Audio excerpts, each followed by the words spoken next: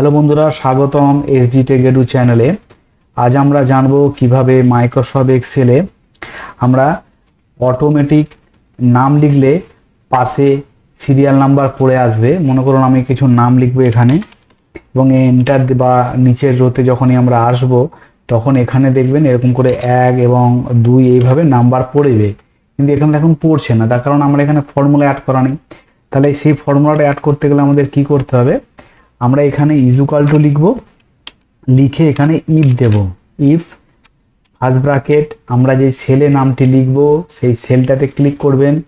Click করার পরে এখানে ইজুকাল টু দেবেন, ডবল কমা দেবেন, দিলেন দুটো ডবল কমা, দেওয়ার পর আবার একটু কমা দেবেন, কমা দিয়ে আবার ডবল কমা, দেওয়ার পর আবার কমা দেবেন, লিখে রো লিখবেন। রো লেখার পরে ফার্স্ট ব্র্যাকেট দেবেন, 1 দিয়ে শুরু করছেন তাহলে 1:1 দেবেন, দিয়ে দুটো ব্র্যাকেট ক্লোজ করে দেবেন। কেন এখানে ফার্স্টে একটি ব্র্যাকেট দেওয়া আছে, রো এর আগে একটি ব্র্যাকেট দেওয়া আছে, তাই দুটো ব্র্যাকেট দিয়ে আমরা ফর্মুলাটিকে ক্লোজ করলাম। এবার এন্টার দেবেন।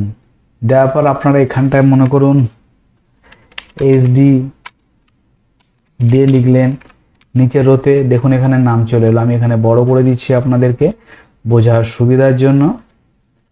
লিখছেন, মনে করছেন এখানে কি জানা, এটা আপনারা ড্র্যাগ করে দিন। এখানে মনে করুন ঘোষ, এখানে মনে করুন বিমল। তো বন্ধুরা, আশা করি এই ফর্মুলাটি আপনারা বুঝতে পারলেন এক্সেলের। অবশ্যই বন্ধুদের সাথে শেয়ার করবেন, চ্যানেলটি সাবস্ক্রাইব করে দেবেন এবং ভিডিওটি দেখার জন্য ধন্যবাদ বন্ধুরা।